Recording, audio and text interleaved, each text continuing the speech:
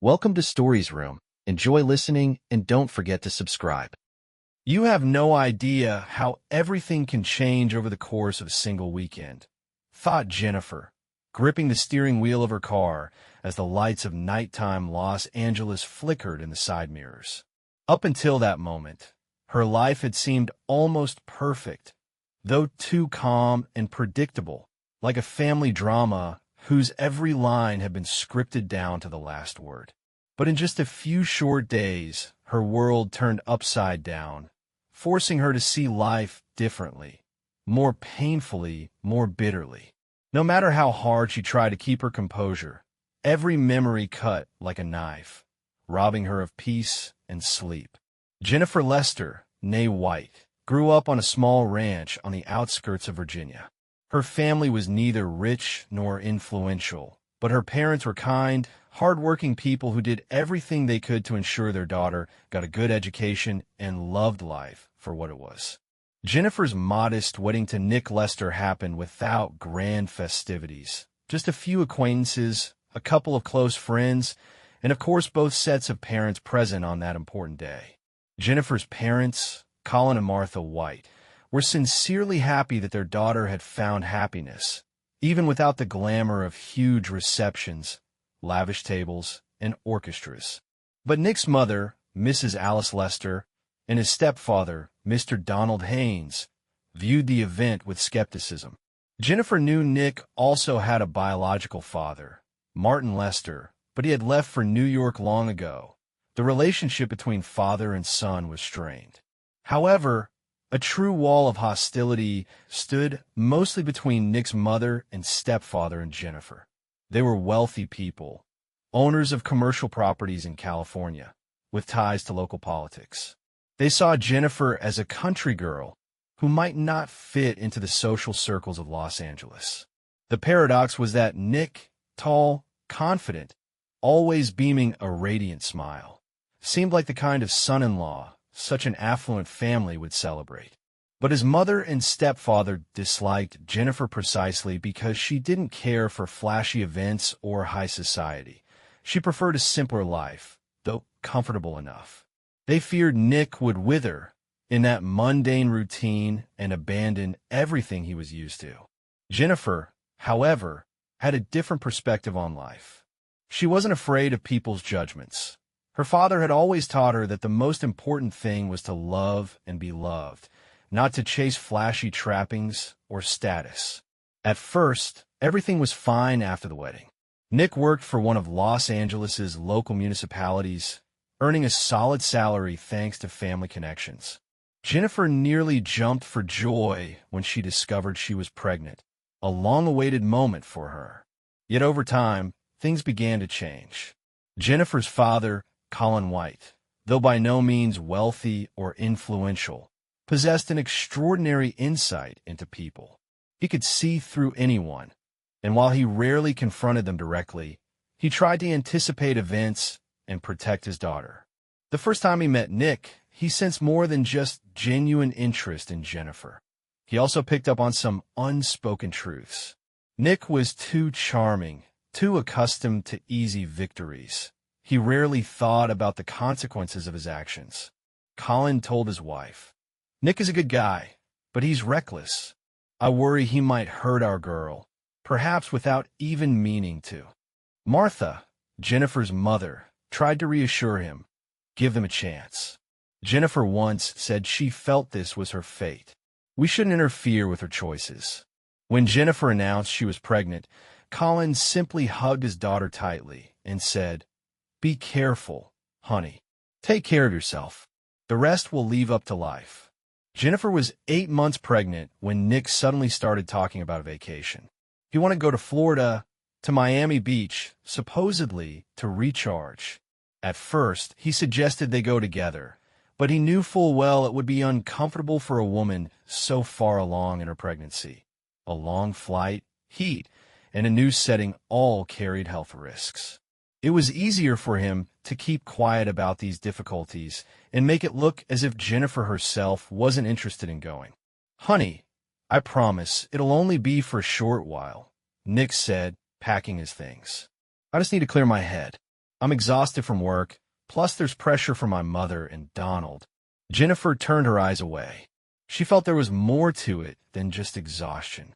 Nick had been acting oddly, staying late at work and coming home irritated. He seemed to look for any excuse not to spend time with her. But she wanted to avoid arguments, especially so close to the due date. "All right, Nick," she said softly. "But stay in touch, please. I'll need your advice sometimes, and I have appointments with the doctor." Nick just nodded, trying to appear supportive. "Of course, I'll call every day." Yet once Nick actually got to Florida, his calls grew fewer and shorter. Then they dwindled to maybe 2 brief texts a week. One was something like, "Hey, everything's cool, enjoying the sun. How are you?" And the other, "Everything good. Love you. Be home soon." Initially, Jennifer blamed herself for not insisting they go together. She looked at herself in the mirror. Her body had changed a bit. Her legs were swollen. Her face was rounder. Many told her she looked beautiful in that maternal glow, but she nonetheless worried Nick had lost interest. During those days, Colin White was the one who supported her the most, bringing medicine, groceries, and whatever else she needed. He noticed how Jennifer would blush when Nick's name came up and saw she was doing her best to hide her anxiety. Colin suspected something deeper was going on in Nick's life, and the proof soon appeared. A few months before Nick left for Florida, Colin had asked a friend, who worked in security technology, to discreetly install a device to record conversations in Nick's car. It was a risky, not entirely noble move, but a father's intuition told him it was necessary. At first, Colin only heard trivial, harmless chats. Job talk, jokes with colleagues, nothing out of the ordinary. But when Nick began working late, more often, and making excuses about work obligations, the recordings changed dramatically. Nick was clearly meeting other women, often giving them rides and scheduling late-night rendezvous. The car cabin was filled with suggestive comments and frank statements.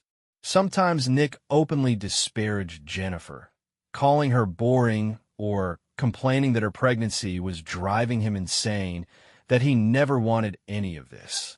"I'm just testing a few alternatives," Nick told a female acquaintance on one recording. "Then I'll decide what comes next. Maybe I'll file for divorce, who knows?" Each comment was another dagger in Colin's heart.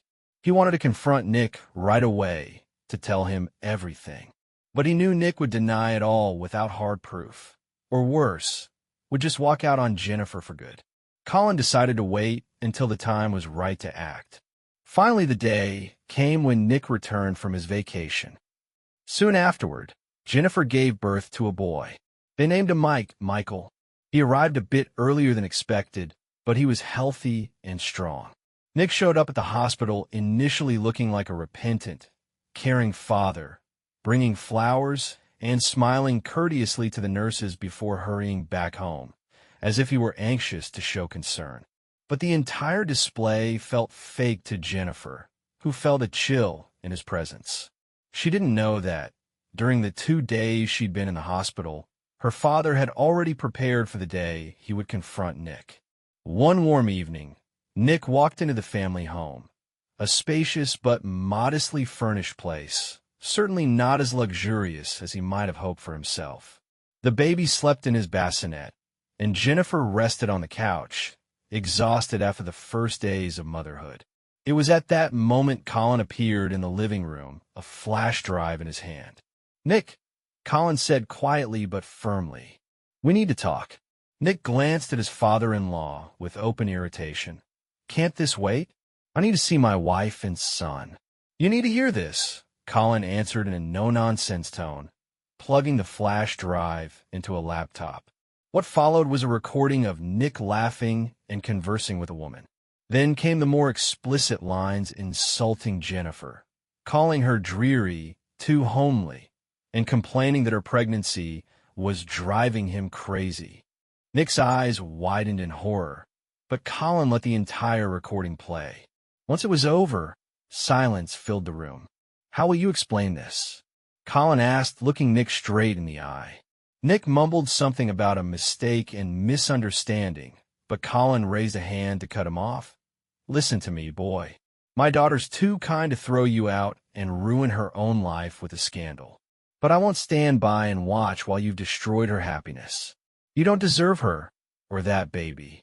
Jennifer, pale but determined, appeared in the doorway, having heard enough. All the fear, stress, and doubts that had tormented her surged to the surface like a flood. "Nick," she asked softly, her voice shaking, "what does all this mean? Tell me the truth." Nick tried to approach her, mumbling about confusion and everything being a big mistake, but Jennifer pulled away.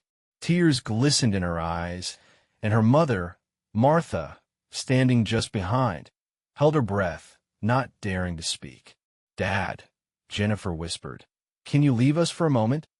Colin and Martha quietly left, closing the door.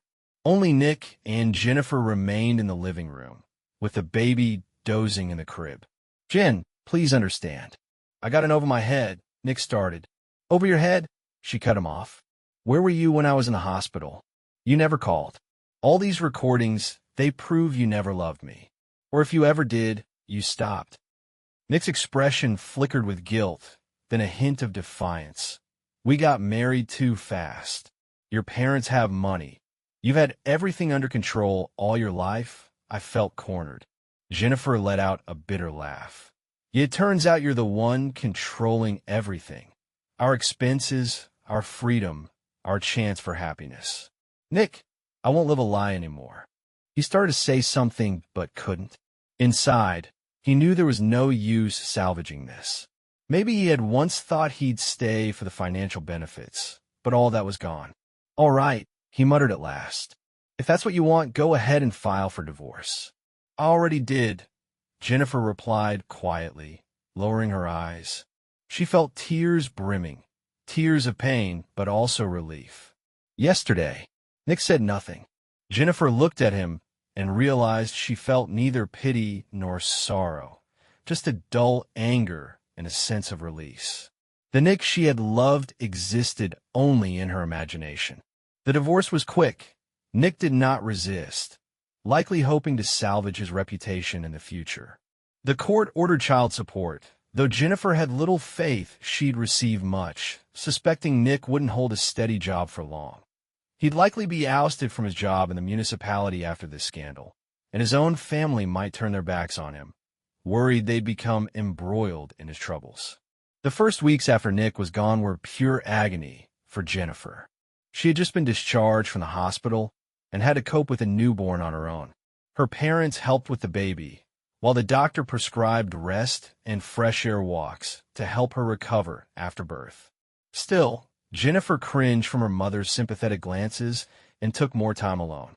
Before long, it turned out that Colin, her father, had long been watching another man, David Martin, also from Virginia, who had recently arrived in Los Angeles for work. David was an IT security specialist, newly hired by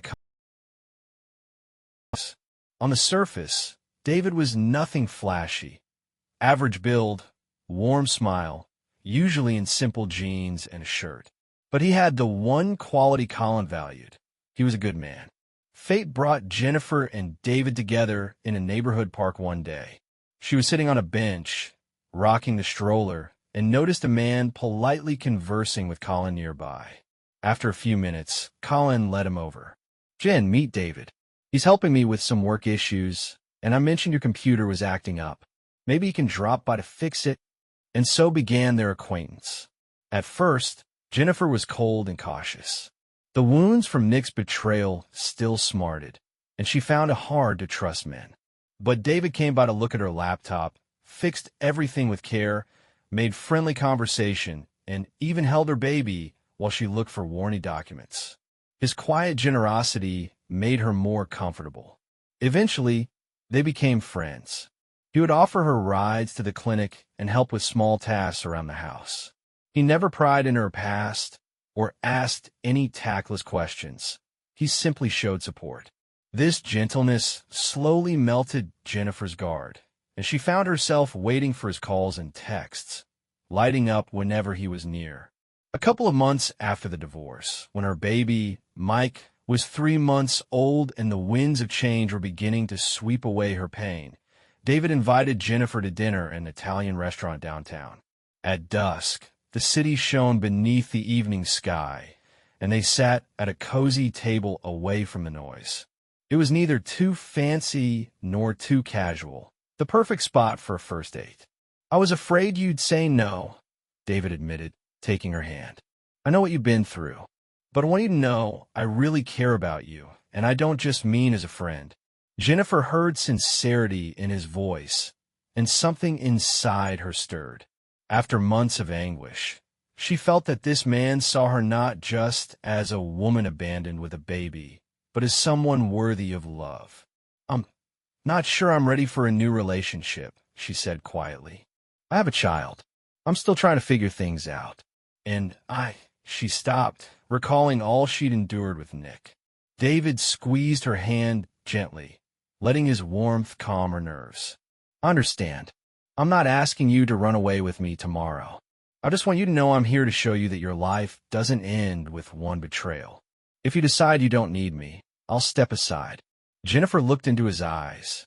She saw no trace of arrogance or deceit, just a patient resolve and deep affection. Breathing out, she realized David deserved a chance. Her father had likely planned this encounter, believing David would treat her well. Grateful for the chance to escape loneliness, she let herself hope again. A couple of weeks after that first official date, David and Jennifer became truly close. She was nervous at first, still feeling exhausted from new motherhood and uneasy about intimacy, given how traumatic her marriage had been. But David proved to be gentle and attentive. For the first time in a long while, Jennifer felt that intimacy wasn't about superficial charm, but genuine warmth. One evening, after she invited David to stay for dinner, the baby had fallen asleep early, and her mother had gone home. They sat on the couch, sipping tea. Their conversation moved from his IT projects to baby Mike's first smiles and how Jennifer dreamed of resuming her old job at a small architectural firm. When their hands brushed and Jennifer's heart pounded like she was on the edge of a cliff, she realized she wanted his closeness, fully and completely, not as a rescuer or friend, but as a man. She gently kissed his neck. David shivered and put an arm around her, pulling her closer. He looked at her the way one might look at a treasure lost and found at last. In that moment, Jennifer was no longer the anxious mother afraid no one would ever love her. Their kisses deepened, each fueled by a growing current of desire. They tiptoed to the bedroom, careful not to wake the baby. There, amidst soft pillows and the glow of a small lamp, David's touch felt like a reverent exploration of her entire body. Jennifer hesitated at first, self-conscious about post-pregnancy changes, her still rounded belly, fuller hips. But seeing David's gaze filled with admiration, her insecurities melted away. He whispered words of devotion as she let out quiet moans of pleasure. She had never known such harmony. With Nick, intimacy had usually felt rushed or one-sided. Now, she felt they both wanted the same thing, to share genuine, mutual desire. Their embrace was tender, yet full of passion, each wishing to merge with the other, savoring each pulse of warmth. That night, they returned to each other again and again, exhausted yet elated, finding in their union both comfort and desire. Jennifer woke near dawn, David's arm still around her, no hint of regret on his face. In that instant, she realized she was falling in love. Of course, the past wouldn't just vanish. Nick, hearing that Jennifer seemed happy post-divorce, started poking around. Occasionally, he would message her on social media or try calling under the guise of checking on Mike. At first, Jennifer responded politely, albeit briefly. She realized that keeping her son's father out of his life might not be best, but she also knew she couldn't trust Nick anymore. Soon, Nick insisted they meet in person on neutral ground, claiming he had important things to discuss about Mike's future. His persistence unsettled Jennifer, so she consulted with David and her father. "I don't want him intruding on our new life," she told Colin. "But he's still the baby's father." Colin's gaze turned serious. "Stay alert. If he wants visitation rights, that's what courts are for. I know him. He's not going to change easily." David concurred. "It might be best to seek legal advice, get everything formalized. No informal meetups if you're not comfortable." Jennifer was grateful. She felt she finally had people she could rely on. But Nick did not give up. One evening, while David was away on a business trip to San Francisco and Colin and Martha were celebrating their wedding anniversary out of town, Nick practically forced his way into Jennifer's home. He rang the doorbell persistently. She hesitated, but feared if she didn't open, he would cause a scene that might frighten the baby and neighbors. He stood in the doorway, eyes wild with emotion. "Jen, we need to talk. I know you're angry, but I got a job offer in Miami, and I might move. I want to see my son before I leave. And I can't get you out of my head. I'm sorry for hurting you. I messed up." He stepped closer, trying to take her hand. Jennifer pulled away. "Please keep your distance. Don't make a scene. Mike is asleep. You can see him, then you need to go. You could still change everything." Nick pleaded, "Give me a chance to do better. I was a fool, an egotist. He tried to hug her, but a flood of anger roared inside Jennifer, fueled by the memory of all those hurtful recordings and his neglect. "No," she nearly shouted, pushing him away. "I'm done. I will not go back to that hell." Nick's eyes darkened. He grabbed her wrist. She gasped in pain. "So that's it? I'm not needed? What about my son?" At that moment, Colin appeared in the doorway. He had returned unexpectedly to check on Jennifer. Seeing Nick holding her wrist, Colin grabbed him by the shirt collar. "Get out, or I'll call the police for trespassing." Nick, stunned by Colin's sudden arrival, let go. Muttering, "Fine, fine," he shot Jennifer a furious look, then stormed out. When Nick's footsteps finally receded, Jennifer saw her father slump into a chair, looking weighed down by tension. It seemed there was something he was struggling to reveal. At last he spoke. "Sweetheart, I didn't want to tell you before, but you have a right to know. When you decided to marry Nick, I found out some things about his family. Donald Haynes, his stepfather, is involved in some very questionable businesses. If you two had a big wedding, I'm sure certain big shots and journalists would have shown up. If everything got out, your reputation could have been ruined. I made sure your wedding stayed small and off the radar." "But, Dad," Jennifer started, "did you realize how serious it was? I knew enough to see they were capable of shady deals. That's why I was so wary of Nick. Maybe he wasn't fully aware of what his stepfather was doing, but I couldn't risk them pulling you into it." Jennifer's heart twisted. So her father had been protecting her from even darker consequences. She hugged him, tears rolling down her cheeks. "Thank you, Dad," she whispered. "Thank you for always being there." He stroked her hair, trying to calm her. "There might be more hurdles ahead. Nick won't give up easily. But remember, we're your family. You're safe with us." Life pressed on. Jennifer watched in delight as little Mike gurgled and smiled, growing more curious by the day. David was now a constant presence, encouraging her to return to work and even suggesting they look for a bigger home to share. Though Jennifer hesitated, fearful of moving too fast, the love and mutual support they shared worked wonders. Nick kept trying to contact her, threatening court action for visitation. But the lawyer David recommended built a strong case, turning Nick's attempts at manipulation into idle threats. Without a stable job or consistent behavior, Nick had little standing, and he eventually vanished again, returning to the seaside without the power to disrupt Jennifer's life.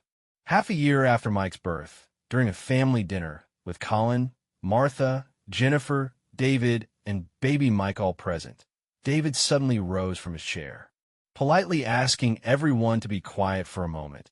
He turned to Jennifer and took a small velvet box from his pocket.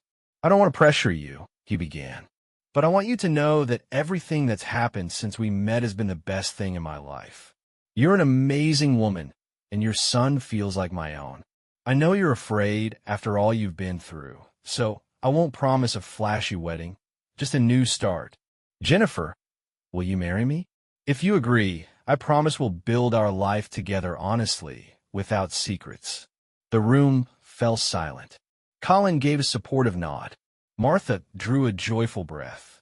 Mike, not understanding a thing, smiled and waved his little hands in the high chair.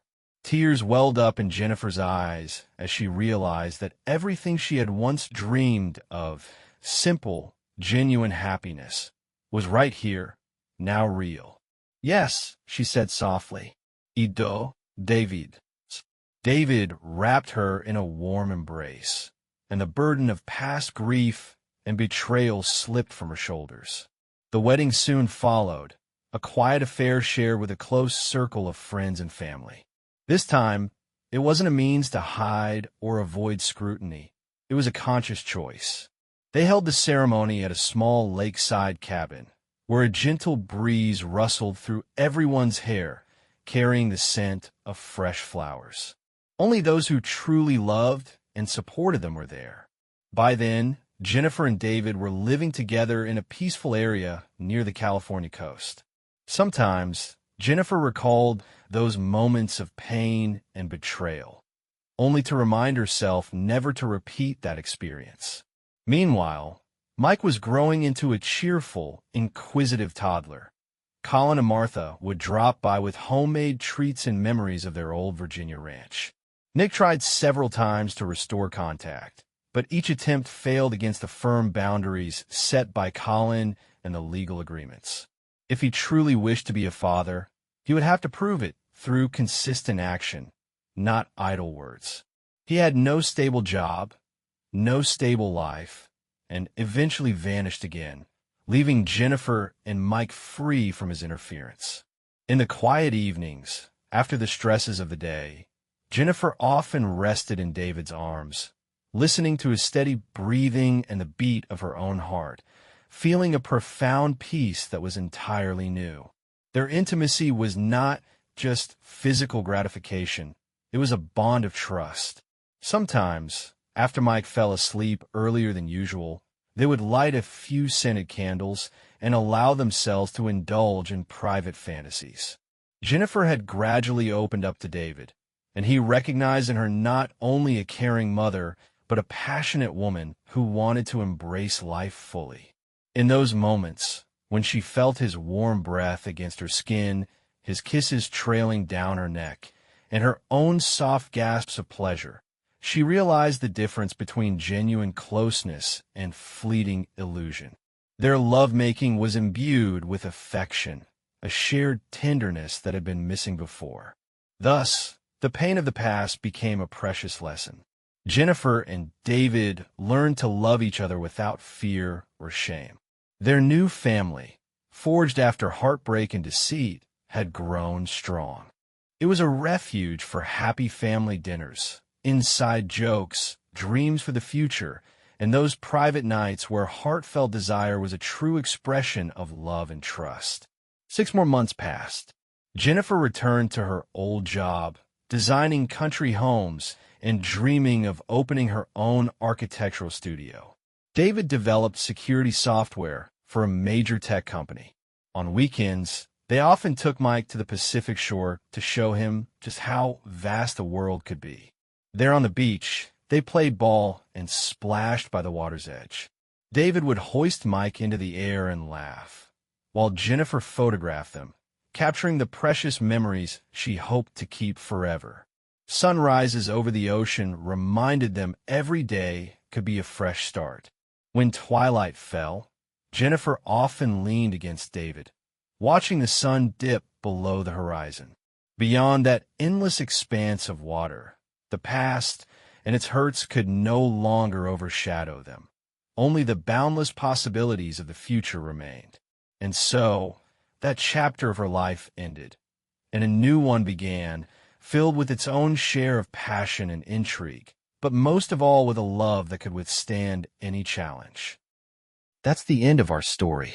Make sure to subscribe to our channel to stay up to date on new stories and share this video so others can discover these great stories too.